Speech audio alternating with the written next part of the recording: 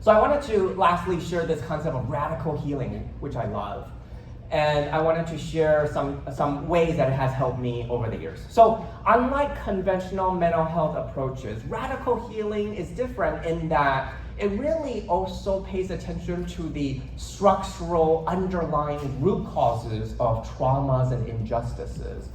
And it builds on not just individual strength, but also strength of their communities, their cultures, their chosen families, in order to promote resilience and well-being. So there are 5 key tenets of radical healing, and I'm gonna go through each in the next several slides and share an example of each and how they have helped me, okay? So one of the first principles of radical healing is critical consciousness.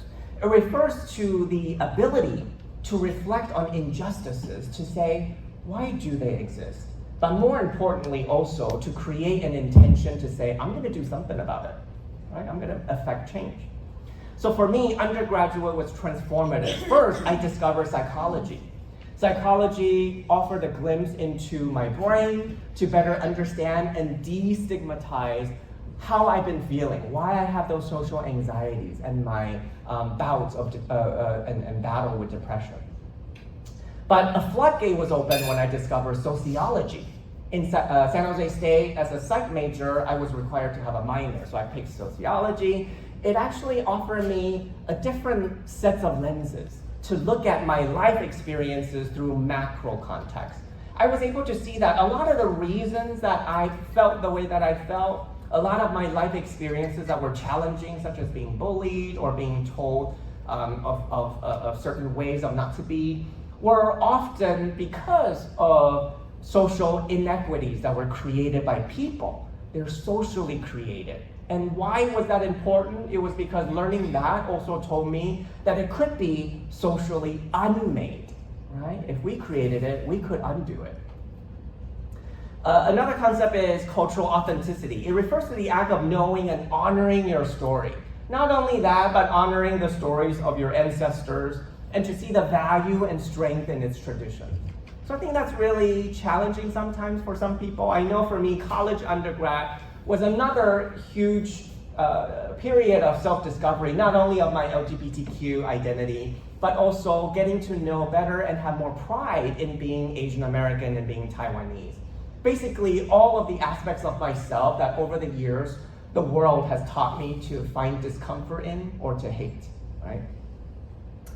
It really took me a long time, and it's still really a work in progress on a daily basis for me to realize that I alone get to decide what it means to be me, right?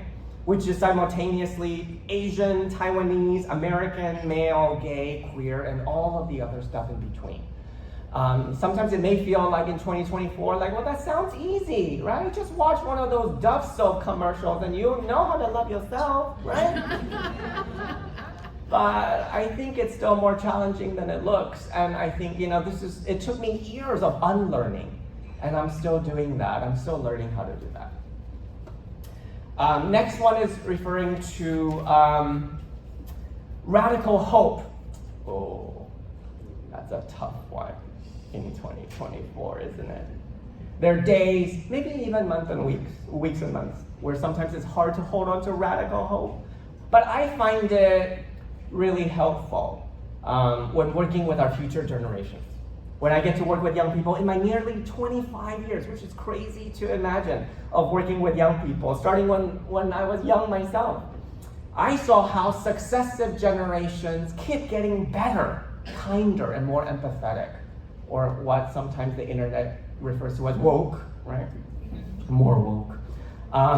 I really love this note that was anonymously written on one of our training evaluations when we did an LGBTQ plus workshop for young people. It simultaneously breaks my heart, but also fills me with hope. It breaks my heart that our young people still have to walk through life being in fear of their lives simply for the way that they think, feel, and love. That the world tells them their simple existence is wrong. That's heartbreaking. But I also find the last line to be inspiring, right? That despite the darkness and the hatred that our world has to offer, our young people continue to be resilient. They continue to carve out their own safe space and purpose. And I love that. All right, next one, which is about finding community. Finding community is so important. So collectivism or emotional and social support. So, for us, I think finding spaces where we feel loved and where we feel connected to other beings is so important. And I'll share my favorite one, which is animals. I kid you not, these are slides and slides and slides in my wedding slideshow. Just me and the animals. Yeah. This took 10 minutes. So I love my animals. So find your community, find your therapeutic spaces. So I'm gonna wrap up with the last concept, which is resistance and strength and resistance, which refers to the belief that you and the community you exist in can resist injustice, that together you can make a difference. I've learned so much about resistance from my mom. As a young woman living in a religious community, growing up in a traditional Asian society, she bucked trends and got rid of things that no longer served her, aka her husband, right? And raised me as a single parent at a time when I was stigmatized and frowned upon. I saw how resilient she was growing up and how much of a trailblazer she became for other women in her life. So I love that. It taught me the power of resistance and standing up for your happiness. I don't know if young people still say this on the internet, but I feel like she is the epitome of this. Y'all heard of she ate and left no crumbs?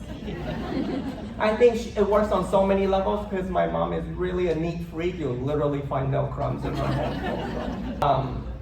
I'm going to